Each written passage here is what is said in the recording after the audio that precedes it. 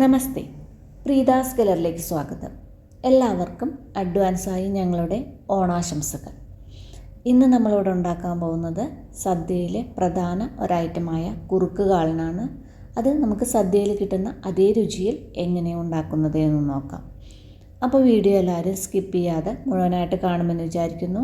Video ഇഷ്ടമായിട്ടുണ്ടെങ്കിൽ ഒന്ന് like ചെയ്യാനും മറ്റുള്ളവർക്കൊക്കെ ഷെയർ ചെയ്ത് കൊടുക്കാനും മറക്കില്ലല്ലോ. സബ്സ്ക്രൈബ് ചെയ്യാത്തവർ ഒന്ന് സബ്സ്ക്രൈബ് ചെയ്യാനും മറക്കല്ലേ. എന്നാൽ നമുക്ക് ഈ കാളൻ എങ്ങനെ ഉണ്ടാക്കുന്നത് എന്ന് നോക്കാം. കാളൻ ഉണ്ടാക്കാൻ വേണ്ടിയിട്ട് ഞാനിവിടെ വലിയൊരു കഷ്ണം ചേന തൊലിയൊക്കെ ഒന്ന് കളഞ്ഞ് കഴുകിയെടുത്ത് വെച്ചിട്ടുണ്ട്. അതേപോലെ ഒരു ചെറിയൊരു നേന്ത്രക്കായും തൊലിയൊക്കെ ഒന്ന് കളഞ്ഞ് കഴുകിയെടുത്തിട്ടുണ്ട്.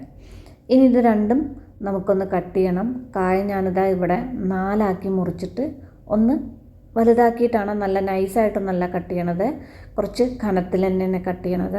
ഇതേപോലെ ഒന്ന് കട്ട് ചെയ്തെടുക്കുക. ഇനിയിപ്പോൾ നിങ്ങൾക്ക് 2 മുറിച്ചിട്ടും കട്ട് ചെയ്യാം.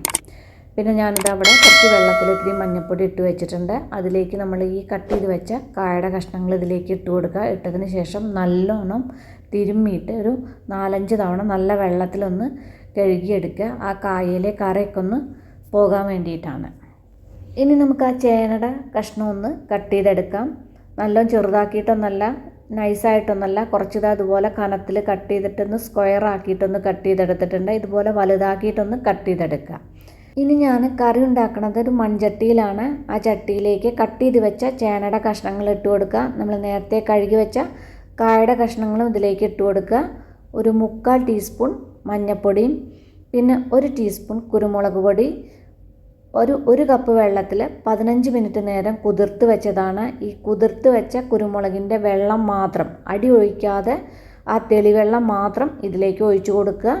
പിന്നെ ഞാൻ കുറച്ചുകൂടി ഇതിലേക്ക് വെള്ളം വേണം, ഒരു 1/2 കപ്പ് വെള്ളവും കൂടി അതിലൊഴിച്ചിട്ട് ആ തെളി മാത്രം, അടി ഒഴിക്കാതെ തെളി മാത്രം ഇതിലേക്ക് ഒഴിച്ചു കൊടുക്കുന്നുണ്ട്. നിങ്ങൾ 1.5 കപ്പ് വെള്ളത്തിൽ കുതിർക്കാൻ വെച്ചാലും മതി, അടി ഒഴിച്ചു കൊടുക്കരുത് കേട്ടോ.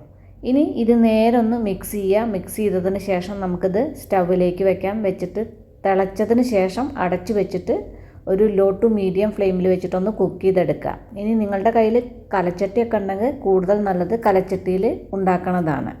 ഇനി നമുക്കിതിലേക്കുള്ള അരപ്പ് റെഡിയാക്കാൻ വേണ്ടിയിട്ട് മിക്സിയുടെ ഒരു ജാർ എടുക്കുക. ഞാനിതിൽ ഒന്ന് ഉലുവ പൊടിച്ചെടുത്തതാണ്. ഉലുവ പൊടിച്ചെടുത്ത ജാറിൽ അരപ്പരച്ചെടുത്താലും യാതൊരു കുഴപ്പമില്ല. ഇവിടെ കുറച്ച് തേങ്ങയുടെ കഷ്ണങ്ങൾ എടുത്തിട്ടുണ്ട്. ഇത് ഒരു തേങ്ങയുടെ 3/4 ഭാഗം തേങ്ങയാണ് കട്ട് ചെയ്തെടുത്തിട്ടുള്ളത്. ഈ തേങ്ങാ കഷ്ണങ്ങൾ ഇതിലേക്ക് ഇട്ട് കൊടുക്കുക. ഇട്ടതിന് ശേഷം ഇത് നന്നായിട്ടൊന്ന് പൊടിച്ചെടുക്കുക. കഷ്ണങ്ങളാവുകൊണ്ട് ആദ്യം ഒന്ന് പൊടിച്ചെടുക്കുക. ഇതാണല്ലേ, ഇതേപോലെ ഒന്ന് പൊടിച്ചെടുക്കുക. ഇനി ഇതിലേക്കൊരു 2 പച്ചമുളകും 1/2 ടീസ്പൂൺ ജീരകവും 1/4 ടീസ്പൂൺ കുരുമുളക് പൊടിയും പിന്നെ കുറച്ച് വെള്ളം ഒഴിച്ചിട്ട് നല്ല മഷി പോലെ ഒന്ന് അരച്ചെടുക്കുക. ഇതുപോലെ കഷ്ണങ്ങളാവുകൊണ്ടാണ് പൊടിച്ചെടുക്കുക. ചെറിയ തേങ്ങയാണെങ്കിൽ എല്ലാം കൂടി ഇട്ടിട്ട് ഒന്ന് അരച്ചെടുത്താൽ മതി. ഇപ്പോൾ കഷ്ണങ്ങളൊക്കെ നേരെ വെന്തിട്ടുണ്ട്. ഇനി ഇതിലേക്ക് ആവശ്യത്തിനുള്ള ഉപ്പ് കൂടി ഇട്ട് നേരെ ഒന്ന് മിക്സ് ചെയ്യാം. മിക്സ് ചെയ്തതിന് ശേഷം കുറച്ച് നേരം ഒന്ന് തിളപ്പിക്കുക, കഷ്ണങ്ങളിൽ ഉപ്പൊക്കെ ഒന്ന് പിടിക്കുന്നത് വരെ.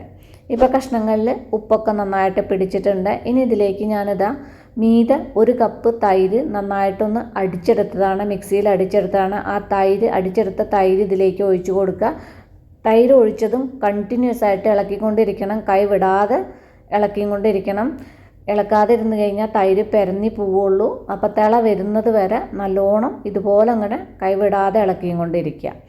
ഇനി ഇതിലേക്കൊരു തണ്ട് കറിവേപ്പിലയും കൂടി ഇട്ടിട്ട് ഒന്നുകൂടി ഒന്ന് നേരെ ഒന്ന് ഇളക്കിയും കൊണ്ടിരിക്കുക. തിള വരുന്നേ ഉള്ളൂ, ഒന്ന് ചെറുതായിട്ട് ചൂടായിട്ടേ ഉള്ളൂ. തിള വരുന്നത് വരെ നല്ലോണം ഇളക്കിയും കൊണ്ടിരിക്കുക. ഇതുപോലെ ഇളക്കുമ്പോൾ കഷ്ണങ്ങളൊക്കെ ഉടഞ്ഞു പോവുകയുള്ളൂ. അതുകൊണ്ടാണ് കഷ്ണങ്ങൾ കുറച്ച് വലുതാക്കിയിട്ട് കട്ട് ചെയ്യാൻ പറഞ്ഞത്. ഇപ്പോൾ തൈര് ഒഴിച്ചതിന് ശേഷം നന്നായിട്ട് തിളച്ച് കുറുകിയിട്ട് ആ കഷ്ണങ്ങളിൽ ഉപ്പും പുളിയൊക്കെ നേരെ പിടിച്ചിട്ടുണ്ട്. നാട്ടിൽ നല്ല വെണ്ണെടുത്ത മോരാണെങ്കിൽ പെരന്നില്ല. ഇതുപോലെ തൈരാകുമ്പോൾ തിള വരുന്നത് വരെ ഇതുപോലെ നന്നായി ഇളക്കി കഴിഞ്ഞാൽ തൈര് പെരഞ്ഞി പോവില്ല. ഇനി ഇതിലേക്ക് നേരത്തെ നമ്മൾ അരച്ചു വെച്ച തേങ്ങ അരപ്പുണ്ടല്ലോ, ആ തേങ്ങ അരപ്പ് ഇതിലേക്ക് ഇട്ട് കൊടുക്കുക. ഇട്ടതിന് ശേഷം വീണ്ടും നേരെ ഇളക്കി മിക്സ് ചെയ്തതിന് ശേഷം ഒന്ന് നന്നായിട്ടൊന്ന് തിളച്ച് കുറുകി വരട്ടെ. ഇപ്പോൾ തേങ്ങ അരപ്പൊക്കെ ഒഴിച്ചതിന് ശേഷം നന്നായിട്ട് തിളച്ച് കുറുകി വന്നിട്ടുണ്ട്. ഉപ്പ് നോക്കിയപ്പോൾ കുറച്ച് ഉപ്പിൻ്റെ കുറവുണ്ട്, ഞാൻ ഒത്തിരി ഉപ്പ് ഇട്ട് കൊടുത്തിട്ടുണ്ട്. ഉപ്പിട്ടതിന് ശേഷം നേരെ ഒന്ന് മിക്സ് ചെയ്യുക. ഇനി ഇതിലേക്കൊരു തണ്ട് കറിവേപ്പില കഴുകി അത് ഇതിലേക്ക് ഇട്ട് കൊടുക്കുക. ഒരു 1/4 ടീസ്പൂൺ ഉലുവാപ്പൊടിയും ഒരു 1/2 ടീസ്പൂൺ നെയ്യും ഇതിലേക്ക് ചേർത്ത് കൊടുക്കുക. നെയ്യ് ഓപ്ഷണലാണ്, നിങ്ങൾക്ക് ഇഷ്ടമാണെങ്കിൽ മാത്രം ചേർത്ത് കൊടുത്താൽ മതി. സദ്യക്കൊക്കെ ഉണ്ടാക്കുന്ന കാടലിന് നെയ്യ് ചേർക്കും, നിങ്ങൾക്ക് ഇഷ്ടമാണെങ്കിൽ മാത്രം ചേർത്ത് കൊടുത്താൽ മതി. ഈ ഉലുവാപ്പൊടി ഇട്ടതിന് ശേഷം പിന്നെ ഇട്ട് തിളപ്പിക്കാതെ സ്റ്റവ് ഓഫ് ചെയ്യണ സമയത്താണ് പൊടി ഇട്ട് കൊടുക്കുക. നേരെ മിക്സ് ചെയ്തതിന് ശേഷം വേണമെന്നുണ്ടെങ്കിൽ വീണ്ടും നമുക്ക് ചേർത്ത് കൊടുക്കാം. ഞാൻ കുറച്ച് ഉലുവാപ്പൊടിയും കൂടിയും കുറവുണ്ട്, അതുകൊണ്ട് ഒരു 2 പിഞ്ച് ഉലുവാപ്പൊടിയും കൂടി ഇതിലേക്ക് ഇട്ട് കൊടുക്കുന്നുണ്ട്. ഇട്ടതിന് ശേഷം നേരെ ഒന്ന് മിക്സ് ചെയ്തെടുക്കുക. ഇപ്പം തന്നെ കാള നന്നായിട്ട് കുറുകി വന്നിട്ടുണ്ട്. ഇനി ഇത് ഇരുന്ന് കഴിഞ്ഞാൽ ഒന്നുകൂടി തിക്കായി മാറും.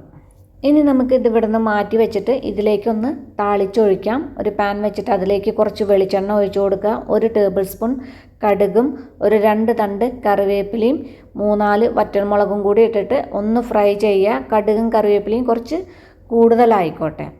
ഇപ്പോൾ കറിവേപ്പിലയും മുളകൊക്കെ നന്നായിട്ട് മൂത്ത് വന്നിട്ടുണ്ട്. ഇനി നമുക്കിത് കാളനിലേക്ക് ഒഴിച്ചിട്ട് നേരെ ഒന്ന് മിക്സ് ചെയ്തെടുക്കുക. അപ്പം നമ്മുടെ കുറുക്ക് കാളൻ ഇവിടെ റെഡി ആയിട്ടുണ്ട്. ഈ ഓണത്തിന് എല്ലാവരും ഇതുപോലെ ഒന്ന് ഉണ്ടാക്കി നോക്കൂ. ഉണ്ടാക്കി നോക്കിയിട്ട് ഫീഡ്ബാക്കൊക്കെ എന്നെ അറിയിക്കാൻ മറക്കല്ലേ. അപ്പം നമുക്കിനി അടിപൊളി പുതിയ റെസിപ്പിയുമായി കാണാം. നന്ദി, നമസ്കാരം.